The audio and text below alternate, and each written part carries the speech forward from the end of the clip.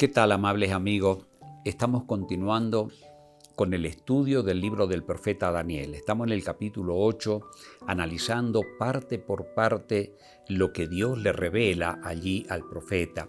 Es muy amplio porque tenemos que estar bien enterados de cómo fue el proceso histórico para llegar al punto vital de esta profecía, que es una profecía muy importante, como vamos a ver en la introducción que vamos a hacer ahora, y en el próximo tema ya vamos a analizar bien estos periodos que menciona acá la palabra de Dios.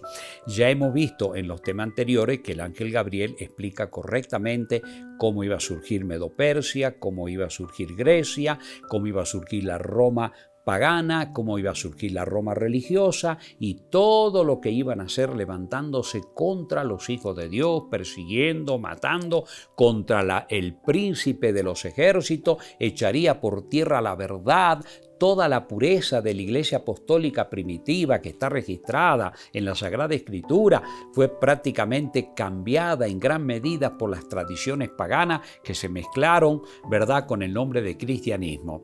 Pero ahora vamos a continuar para ver hasta cuándo iba a durar todo este proceso. Dice acá la palabra de Dios, llegando siempre al capítulo 8, dice desde el verso 13, entonces oía un santo que hablaba y a otro de los santos preguntó a aquel que hablaba, ¿hasta cuándo durará la visión del continuo sacrificio y la prevaricación asoladora, entregando el santuario y el ejército para ser pisoteado? Y él dijo hasta 2300 tardes y mañana, luego el santuario será purificado. Enseguida vamos a explicar sobre qué santuario está hablando acá. Vamos a ver que esta profecía de las 2300 tardes y mañana van a ser 2300 años proféticos, porque en profecía los días se convierten en años. Vamos a ver todos esos detalles. Pero eso iba a llegar hasta un momento histórico después de 1798. ¿Recuerdan ustedes cuando hemos estudiado el capítulo 7 que habíamos visto cómo la potencia representada por la Roma religiosa, que iba a tener su poder hegemónico hasta 1700, ¿verdad? 98. Y entonces, ¿qué decía la Biblia allí en el capítulo 7 de Daniel, ¿verdad? El versículo 26. Pero se sentará el juez y le quitará su dominio para que sean destruidos y arruinados hasta el fin, y que el reino y el dominio de la majestad de los reinos debajo de todo el cielo sea dado al pueblo de los santos del Altísimo, cuyo reino es reino eterno, y todos los dominios le servirán y obedecerán. ¡Qué tremendo! O sea, vamos a ver eso cuando estudiemos los 2300 años. Pero miren qué interesante lo que pasa acá. Cuando Daniel escucha esto, dice el versículo 15, y aconteció que mientras yo, Daniel, consideraba la visión y procuraba comprenderla, he aquí se puso delante de mí uno con apariencia de hombre, y oí una voz de hombre entre las riberas del Ulaí, que gritó y dijo, Gabriel, enseña a este la visión. Amigo, ¿quién es este con apariencia de hombre que aparece ahí y da la orden a Gabriel, que es el ángel más encumbrado? ¿Cómo se le llama a Jesús? Uno de los nombres que él tiene en la Biblia, el Hijo del Hombre. Así que Jesús mismo aparece en esta profecía. Ahora, miren el detalle. En Daniel 2, por ejemplo, hemos estudiado y hemos visto el cumplimiento perfecto de la historia de los reinos políticos hasta que Dios establezca su reino en la tierra. ¿Es verdadera la profecía? Es verdadera. Se cumplió correctamente. Pero no aparece Jesús allí, ni tampoco hay una expresión que diga, ¿verdad? Como vamos a ver acá que dijo el ángel. Y por otro lado, en el capítulo 7 igual, todo el desenvolvimiento de la profecía se cumplió perfectamente, pero sin embargo no aparece Jesús. Ahora, ¿por qué Jesús aparece acá en esta profecía, que va a ser la profecía de los 2300 años? ¿Saben por qué? Porque es la profecía más atacada por el mundo religioso y por el mundo, ¿verdad?, católico también. ¿Por qué? Porque Dios en la hora final tenía un remanente. Remanente significa un grupo de hijos fieles que después de grandes apostasías religiosas surgirían para explicar las verdades finales de la historia de esta tierra. Y esta profecía es muy importante entenderla. Por eso es que aparece acá Jesús y dice, Gabriel, enseña a este la visión.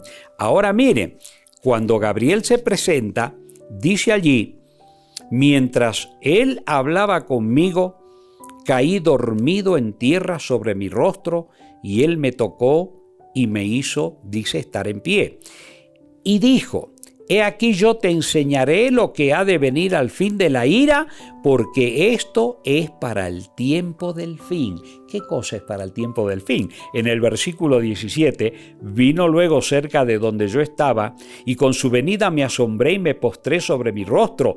Pero él me dijo: entiende, hijo de hombre, porque la visión es para el tiempo del fin.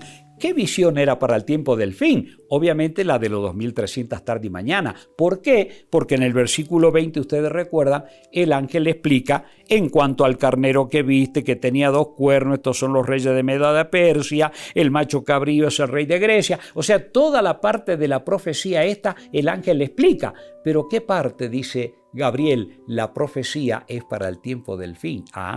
Se está refiriendo a la profecía de la 2300 tarde y mañana.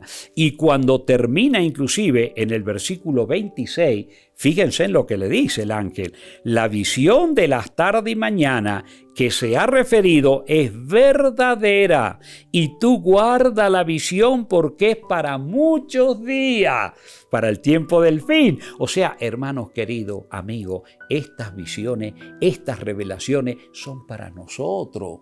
Ustedes saben que Daniel dice: y yo, Daniel, quedé quebrantado y estuve enfermo algunos días, y cuando convalecí atendí los negocios del rey, pero estaba espantado a causa de la visión y no la entendía. Amigos queridos, Daniel se preocupaba en saber, pero no era para él, era para nosotros. El mismo ángel Gabriel le dijo: esto es para el tiempo del fin. Recuerdan el capítulo 12, en uno de los temas ya vimos esta parte que es muy importante, pero recordémosla. En el versículo 8 dice nuevamente Daniel: y yo oí, mas no entendí. Y dije: Señor mío, ¿cuál será el fin de estas cosas? Él respondió: anda, Daniel, pues estas palabras están cerradas y selladas hasta el tiempo del fin. Y en el versículo 13, y tú irás hasta el fin, y reposarás y te levantarás para recibir tu heredad al fin de los días. El ángel le dice a Daniel, tú tienes que dormir, tú tienes que morir, pero al fin de los días vas a levantarte y vas a recibir tu herencia. O sea, otro más de los hijos de Dios que resucitará, lógicamente, cuando Jesús vuelva en gloria. Así que miren qué interesante que es esto. Ahora miren, para ir introduciendo ahora la parte, cuando desarrollemos después los 2300, ¿por qué creen ustedes que Daniel se quedó así tan impactado? Por ejemplo, cuando ustedes lean ahora, les voy a invitar a que lean el capítulo 9, desde el versículo 1 hasta el 19, porque ahí hay una oración que hace Daniel a su Padre Celestial. ¿Y por qué hace esta oración?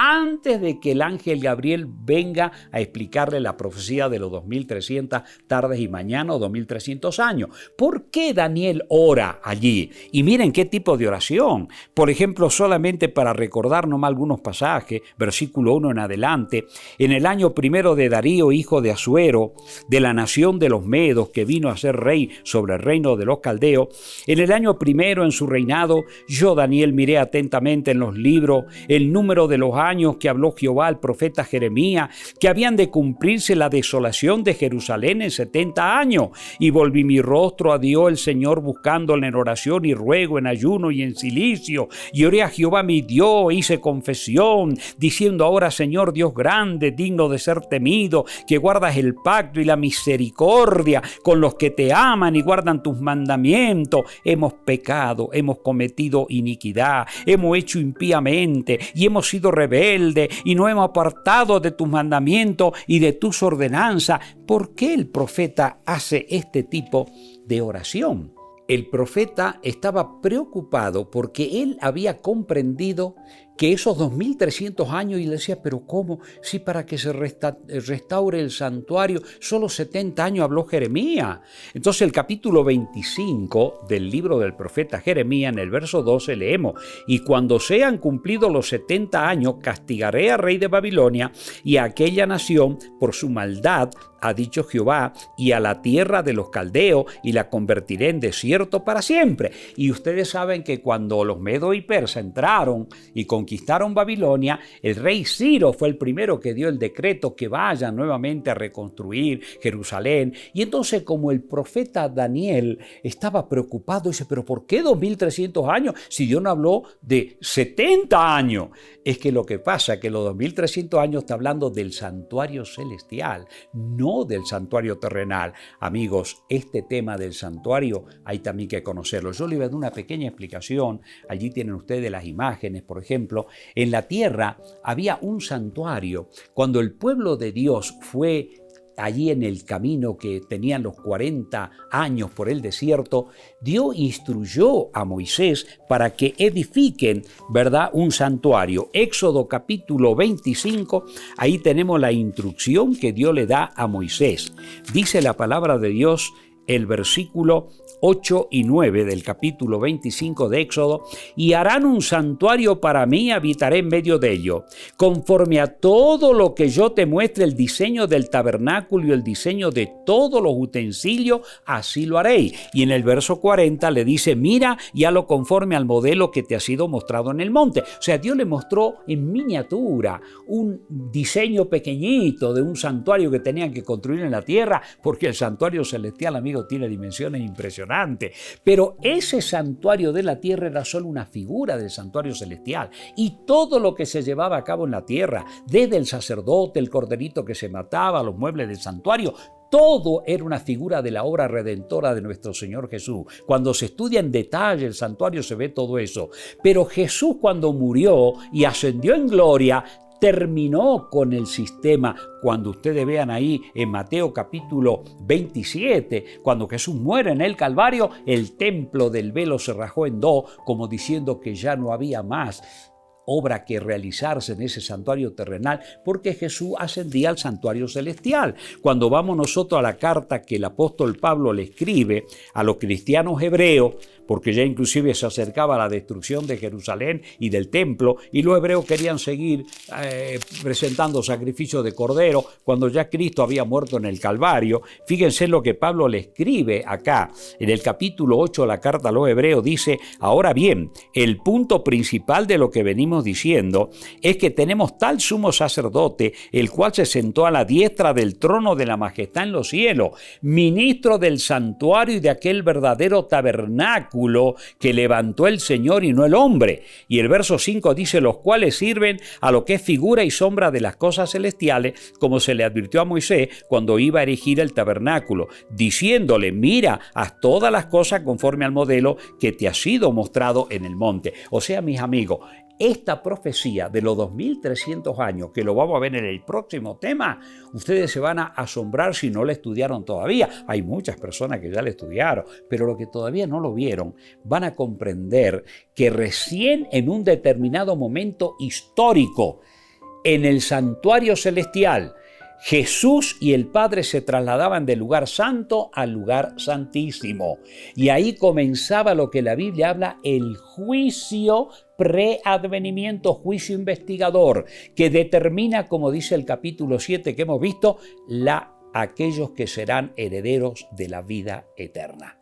Y cuando ese tiempo histórico ha llegado, entonces comienza a proclamarse el último mensaje de misericordia que aparece en el libro del Apocalipsis, el capítulo 14. Solamente terminamos esta meditación recordando esos pasajes bíblicos. Capítulo 14, versículos 6 y 7. Dice, vi volar por en medio del cielo a otro ángel que tenía el evangelio eterno para proclamarlo a los moradores de la tierra, a toda nación, tribu, lengua y pueblo, diciendo a gran voz, temed a Dios y dale gloria, porque la hora de su juicio ha llegado, y adorad al que hizo el cielo, la tierra, el mar y las fuentes del agua. ¿Por qué dice la hora de su juicio ha llegado? Porque Jesús y los apóstoles y los profetas hablaban de un juicio venidero. Pero acá el mensaje comienza a darse cuando se cumplen los 2300 años y en el cielo el Padre se sienta en el trono del lugar santísimo, se abre el santuario celestial, aparece la ley de Dios por la cual seremos juzgados, Jesús se traslada del lugar santo al santísimo, todo eso está en el capítulo 7, le estoy citando, versículos 13 y 14, ahí lo van a ver, y entonces allí comienza el juicio preadvenimiento antes que Jesús vuelva a la tierra. Pero en el próximo tema vamos a analizar los 2300 años, cuándo comienza comienza y van a ver que terminan exactamente en una fecha especial en el 1844. Y lo vamos a estudiar en el próximo tema. Que Dios les bendiga. Vamos a orar. Querido Padre, que estas gloriosas verdades cobren vida en nuestra mente y corazones, porque tú como un Padre amoroso nos enseña para que nos alistemos y preparemos para el retorno de Jesús. Bendice el mundo y a todos los que moran en él, para que estas verdades, Señor, sean alcanzadas a todo corazón sincero y se arrepientan para el día glorioso cuando Jesús retorne. Lo pedimos en su nombre y te damos gracias, Padre querido. Amén. Bendiciones.